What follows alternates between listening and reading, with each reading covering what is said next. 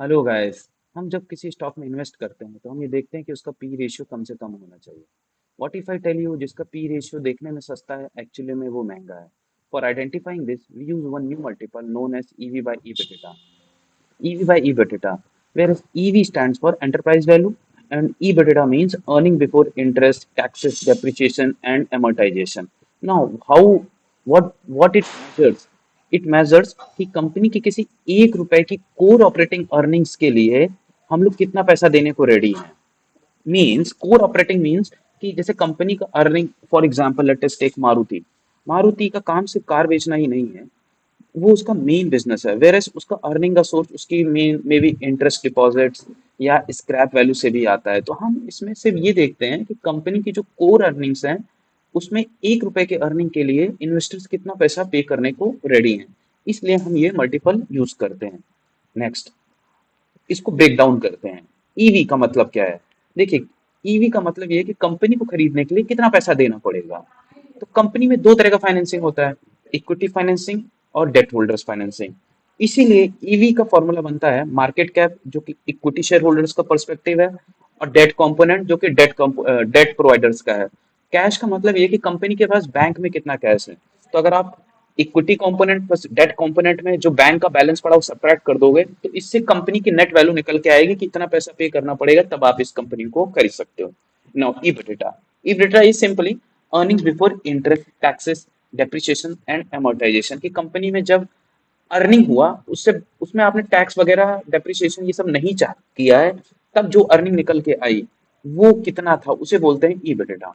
अच्छा, कैसे कैलकुलेट करें EBITDA, ईवी बाय EBITDA? तो ये I have taken one simple example. आप देख सकते हो कि मार्केट कैप दिया हुआ है और डेट और कैश, तो इनको ऐड और सब्ट्रैक्ट करके हम ईवी निकाल सकते हैं जो कि 6000 आता है, और EBITDA सिंपली 850 आता है। तो ईवी बाय EBITDA यहाँ निकल के आता है 7.06, वेयर पी रेशियो निकल के आता है 12.5। अब 12.5 का मतलब है कि नेट अर्निंग्स, यानी जब पी रेशियो तब निकला जब हमने प्रॉफिट वगैरह में टैक्सेस डेप्रिसिएशन हटा दिया। ईवी बाई EBITDA अभी नहीं हटाए हैं तो कंपनी को 7.06 का ईवी 06 निकल के आ रहा है।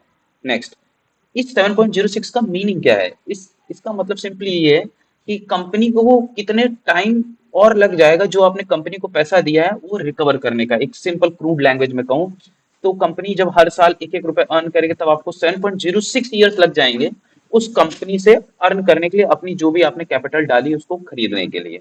अच्छा, हम लोग ईवी बाई EBITDA क्यों यूज करते हैं? तो उसके मेजरली मैंने उसे चार रीजंस में डिवाइड किया है। पहला, ये कैपिटल स्ट्रक्चर ही न्यूट्रल कर देते। कंपनी में डेट फाइनेंसिंग हो या इक्विटी फाइनेंसिंग हो ये मैटर नहीं करता जब इस मल्टीपल को हम यूज करते हैं, और हम इससे कंपनी का वैल्यूएशन निकाल सकते हैं। दूसरा, ये डेट कंपोनेंट होने के बावजूद ये उस चीज को कंसिडर करता है जो जनरली पी रेशियो कंसिडर नहीं करता, इसीलिए मर्जर्स और एक्विजिशंस के समय ये मल्टीपल ज्यादा अच्छे से काम कर सकता है। अच्छा, इस मल्टीपल से हम ये भी निकाल सकते हैं कि कंपनी अंडर वैल्यूड है या ओवर वैल्यूड है उसके पीयर्स के कंपैरिजन में।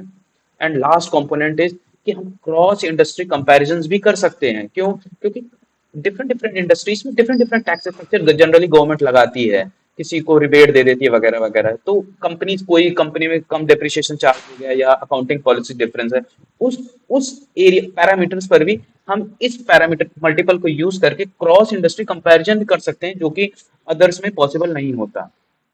So next time when someone tells you that P ratio of this stock is 10, then ask him what is the EV by EBITDA. Thank you.